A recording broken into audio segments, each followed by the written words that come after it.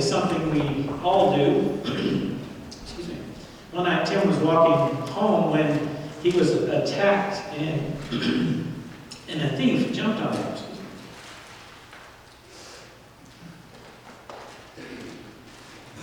Tim and the thief began to wrestle. They rolled about on the ground, and Tim put up a tremendous fight. However, the thief managed to get the better of him, and he pinned him on the ground and searched his pockets, and all he could find was 25 cents, 1 quarter. And as he was doing that, he was surprised, and he asked Tim, well, why did you put up such a valiant effort for a measly 25 cents? What? Tim said, is that all you wanted? I thought you were after the $500 in my shoe. Wrestling match for sure, but the story that Mark read to us today is a wrestling match for all of the ages. Jacob was all alone. He sent his wives and his servants and his children and his livestock through the waters, ahead of him through the waters of Jabbok. He was about to meet up with his brother Esau. And if you'll remember from last week, he had a major conflict with his brother Esau that caused him to flee to his uncle Laban's place. This Esau was his older twin brother, the one that made it out of the womb first, was supposed to get the blessing of their father, but Jacob and his mother schemed to steal that blessing away from Esau. This is the brother he had cheated out of his father's birthright that was coming for him. The brother he had been warned was on the way to meet him, the one coming with 400 men, and he was afraid. Jacob was very afraid. There he was, alone, except for a mysterious wrestler that appears.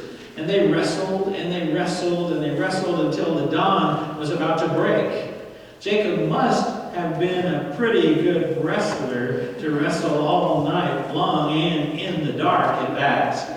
Could this have been maybe Esau, he might have thought. The match continues, and it's beginning to get light on the horizon.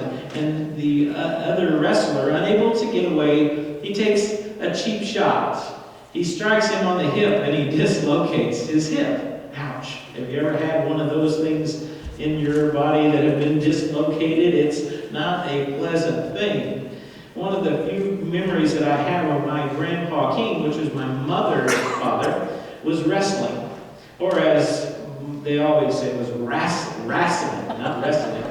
And he would be there, this big German guy. He would sit in his recliner that had all of the vinyl rubbed off of the arms because of his motion, most generally from that Saturday evening wrestling match that happened on the TV. Yelling at the TV in German, of course, saying some not so great words in German, I guess, as well. Especially when his wrestler had to take a cheap shot. One of the other wrestlers gave him a cheap shot. It's kind of like that. I remember that kind of wrestling from my early times with my grandfather. But Jacob comes along. He had stolen Esau's blessing, but he gets his own blessing out of the deal. He had come from Bethel, or Beit El, which we spoke about last week, as house of God. He's now going past that pillar of rocks again to the rocks of his homeland. But first, he had to meet his brother Esau. He had sent him a gift ahead of time, Jacob did, hoping to soften the blow of all this, but he was still very, very afraid of his brother. He had sent him this gift and all those things, and he even had now an owie, a hip owie that he had to deal with. And some men here know what hip owies are all about, don't they? He puts all his people out in front of him, wives and kids and livestock and servants, as humans and livestock shields.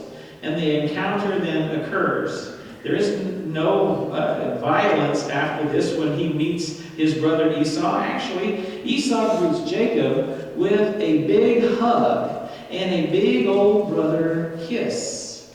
And a kiss that celebrates their connection together. Time had done a wonderful dance on Esau and on Jacob. Reconciliation had happened. But for all of this to happen, the story tells us Jacob had to wrestle. Jacob had to wrestle through his fears, through his insecurities, and he wrestled in all of this, even with a hip owie. And there was wonder in those moments. God has a grip on Jacob in this wrestling match that Jacob had to do, and Jacob has a grip on his God, so much that God can't escape that grip as well. Only with the coming of dawn is there a change. God is serious enough about Jacob to engage him, but concerned enough not to be fully revealed. Why? Well, the scripture tells us that in the biblical story, it was common for God not to be seen. In Exodus 33:20, no one shall see me and live, the scripture reads. God is too big, too awesome to be seen face to face, to hold on to daybreak in this wrestling match was going to be equal to death for Jacob, according to Scripture. Jacob is willing, however, to risk death for a blessing from this person that he's wrestling with. Also, Jacob knows he wrestles with God after being renamed Israel. He asks for God's name respectfully, and he even says, please, with that. But Moses got a name for God. Perhaps Jacob was fishing here for one as well. No name, but he gets his blessing, and he goes away limping, but blessed. Limping, but blessed. Have you ever felt that way in your life? And his life is about to become full circle. He left home in fear of an angry brother, and he stacked up rocks after his dream. You'll recall from our story last week and the Jacob's Ladder experience, and he called that monument Beit El, House of God.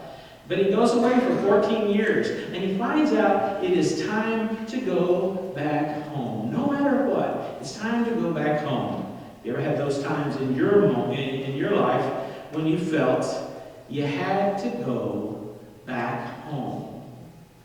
He'll pass by those rocks that he did pile up there at Beit El and go back again, life in full circle. Those who wrestle are a different breed of people, though, don't you think? It's tough to be a wrestler, maybe even a wrestler too. The training, the struggle to make the most effective weight class, all for a few minutes, can be exhausting. How many of you have ever wrestled or had a wrestler in your family?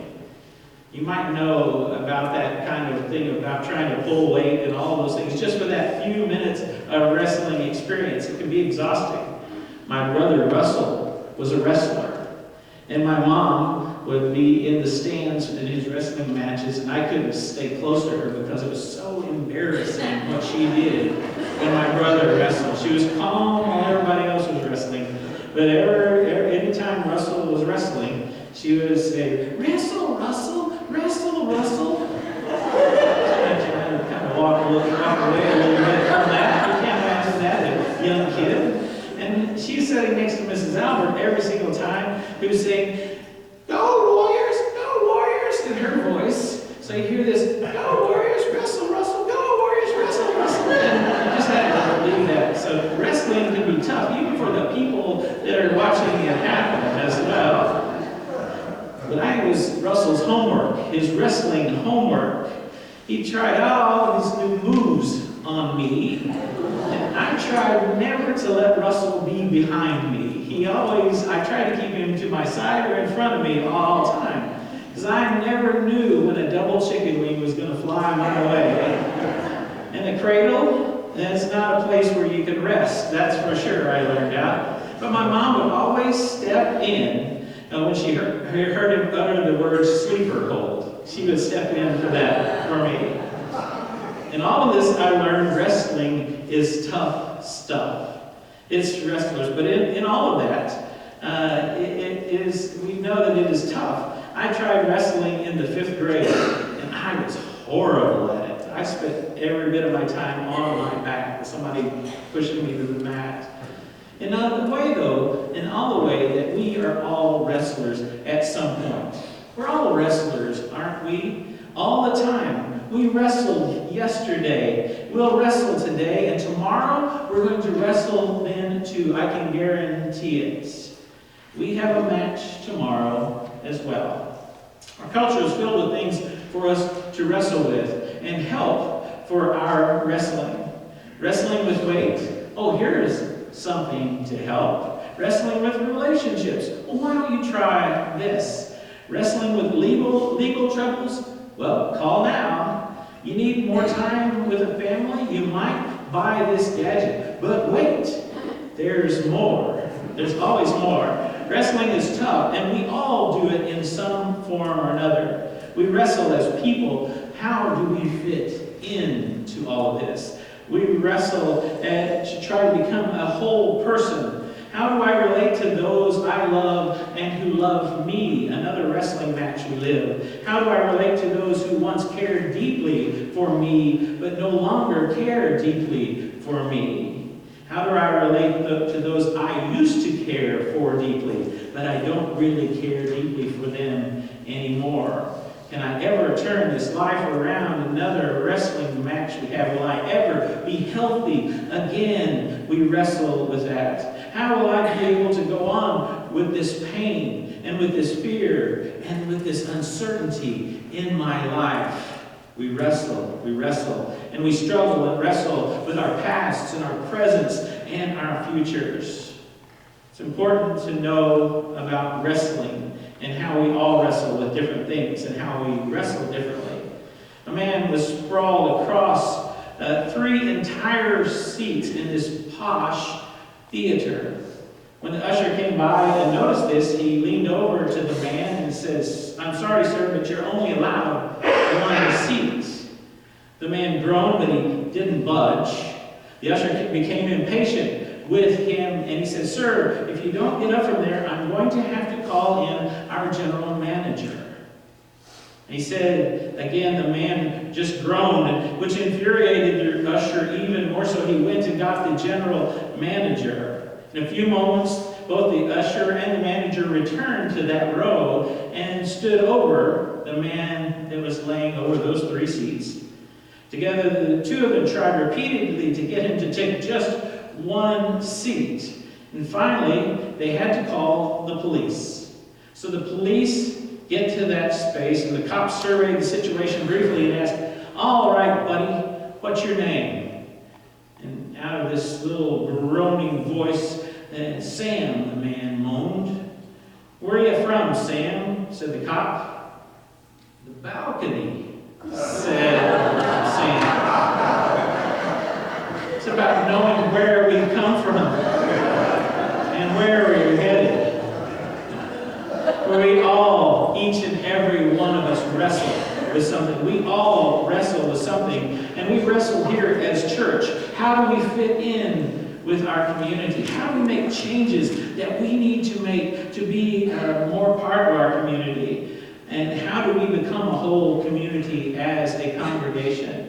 How do we relate to those that we care about, those we need to be reaching out to in our world? And how do we relate to those who care for the church deeply that might not care deeply anymore? Can we ever turn this life around, this church around, this world around by doing the things that we need to be doing? And are we doing the correct things? Will we continue to be more healthy, more spiritually healthy in this congregation?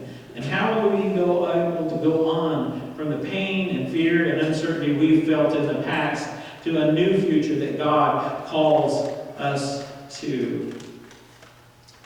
As we struggle and wrestle in our past and our presents and our futures, we have to realize, just like Jacob, that God is there. And we have to sometimes wrestle in faith as well. It's easy to wonder how Jacob could stay so well into the match. The text doesn't say, though, that God showed up in God's full glory. God took the human form and he met Jacob at his own level. No doubt, the creator of the universe could have handled Jacob with ease. Instead, God comes to a genuine encounter with this one who had been deceitful, who had been hurtful, and to one who had not had the best relationship with those around him. And God holds back on the little guy, I think. God looks for opportunities to enhance the divine purpose in Jacob's life. And Jacob does not generate the blessing for himself. For all of his powerfulness, and Jacob realized that he needs a blessing that can only come from his God. Jacob does not generate these himself. And Jill Valentine wrote, "Everyone struggles to make sense of life at times. Bad things happen. Illness strikes. Fighting breaks out. War begins. None of it seems to be decipherable at the time. We feel as if chaos is emerging and there's little we can do to put it in order. So we fight. We wrestle to overcome the doubt, the fear, the unknown. We try to put the blame and work somewhere else, and we are left most times in the dark." David Hansen, in his book, The Art of Pastoring, writes, telling of the struggle he had and to understand a patient in a nursing home. Daisy was a stroke victim in her 80s, he writes. She lived in a wheelchair. Daisy was aphasic. She couldn't talk straight. I couldn't understand a word that she said, but her aphasia wasn't her problem. It was my problem. I had to figure out what she was saying. Wrestling with those situations in life that we have to sometimes overcome. It is often our problem, our task, to figure out what God is trying to tell us when we wrestle with events in our lives. If you really dig into the stories, you'll find that the original hearers would have known this metaphor. It's no mistake that Jacob was called and renamed Israel, is it? The struggles of Israel were real happenings, and sometimes those happenings were in the face with God. In those struggles through war, famine, and exile we've spoken about, those disputes and the bickering, the presence of God would get them through to see the light of a new day. That's part of the story. For us, we recognize that we struggle too, but God is revealed to us in a form that we can handle. Maybe in human form that we see in the world we live in. And thanks be to God for that. In all of this wrestling we do, we are bruised and we are battered and we are broken sometimes. And we are still wrestling even into this day. And that blessing for us, it is there too, just as it was for Jacob. So, let's limp on out of here and get to that blessing. Amen.